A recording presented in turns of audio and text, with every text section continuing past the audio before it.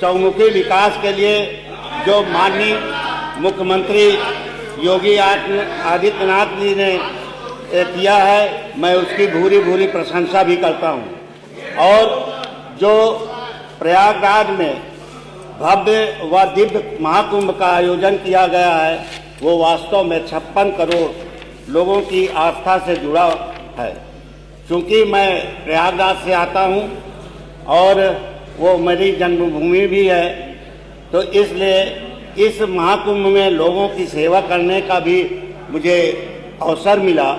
वहाँ भंडारा व प्रसाद के रूप में हम लोगों ने कल तक वितरित करने का भी काम किया है।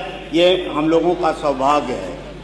लेकिन जो वहाँ पर दुर्घटना हुई, उन श्रद्धालुओं के प्रति मैं उन्हें श्रद्धांजलि अर्पित करता हूँ।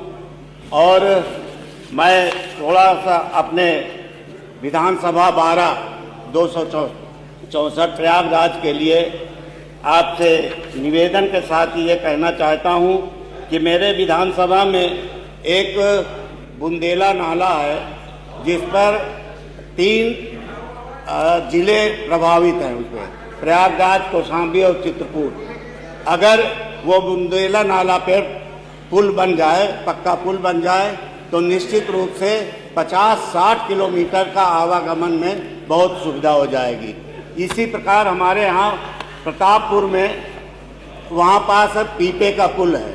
वो लगभग 50 साल से पीपे का पुल है। जब भी बरसात अधिक होती है, बरसात के समय पीपा का पुल हटा दिया जाता है। जब पीपा का पुल हट जाता है तो लोगों को 100 किलोमीटर घूम करके जाना पड़ता है। इसमें 4 जिले आते हैं, बांदा, चित्रकूट, कौशाम्बी और प्रयागराज। मध्य प्रदेश हमारी सीमा से लगा हुआ है। अगर उस पर पक्का पुल बन जाए तो ये समस्या बहुत ही जटिल है, वो हल हो जाएगी। मैंने इसके विषय में कम से कम 3 बार याचिका भी लगाई थी और अनुरोध किया था कि अगर ये पुल बनना बहुत ही आवश्यक है। मैं इसी संदर्भ में एक हमारे यहाँ नारीबारी है, उसकी आबादी बहुत ज़्यादा है। उसमें हम चाहते हैं, लोगों का भी यही है कि उसको एक ब्लॉक के रूप में उसको सृजित किया जाए। और एक शंकरगढ़ में एक मिनी स्टेडियम बना हुआ है। वो जो स्टेडियम बहुत पुराना हो चुका है, उसकी बाउंड्री बिल्कुल है ही नहीं, अस्तित्व में नहीं है। छत भी बिल्कुल गिर गया है। तो नहीं बना हुआ है, लेकिन उसका जीर्णोद्धार होना चाहिए। वहाँ कोई जाता नहीं। चलिए, अच्छी बात है। मैं आपको बहुत बहुत धन्यवाद देता हूँ। आपने मेरी बात को रख लिया, इसके लिए विशेष रूप से धन्यवाद है। और एक राजकीय विद्यालय है हमारे शंकरगढ़ में। वो राजकीय विद्यालय बहुत ही पुराना है। उसका वो भी जीर्णोद्धार करने लायक है। वहाँ बालिकाएँ पढ़ने जाती हैं, दूर दूर से आती हैं। चूँकि राजकीय विद्यालय है, विद्यालय का जीर्णोद्धार हो जाए। ना उसकी बाउंड्री ठीक है, ना तो उसकी छत ठीक है।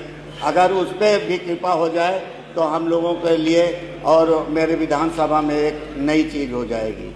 मैं इसी परिप्रेक्ष्य में आपसे निवेदन के साथ ये भी कहना चाहता हूँ कि घूरपुर से प्रतापपुर 26 किलोमीटर है। आज 1.5-2 साल से बहुत क्षतिग्रस्त। अभी महाकुंभ के समय में वही एक रास्ता था, मध्य प्रदेश, महाराष्ट्र और दूर दूर से राजस्थान से सारी गाड़ियाँ उसी क्षेत्र से जाती थी। बहुत गड्ढा हो गया है और बार बार ये होता है कि पास हो गया, लेकिन अभी तक उस पर 26 किलोमीटर पे काम नहीं लगा है। मैं अनुरोध के साथ ये कहना चाहता हूँ, उससे भी बनाना बहुत ही आवश्यक है। और इसी के साथ साथ सिंचाई के लिए हमारे यहाँ नहरों की जाल है, इसमें कोई दोष नहीं है। क्योंकि महाकुंभ के समय में पानी काफ़ी नहीं छोड़ा गया, हफ्तों छोड़ दिया गया था।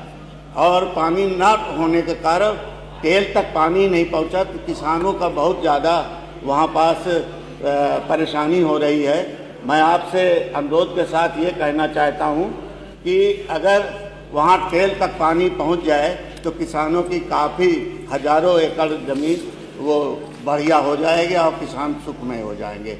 मैं आपको और अपनी योगी सरकार को बहुत बहुत धन्यवाद देता हूं और उनके भूरी भूरी प्रशंसा करता हूं। धन्यवाद। मैं यही चाहता हूं कि इसी तरह सरकार चले और उत्तर प्रदेश का विकास हो, हम सब का विकास हो। बहुत बहुत धन्यवाद। धन्यवाद आपको बहुत बहुत माननीय विधायक।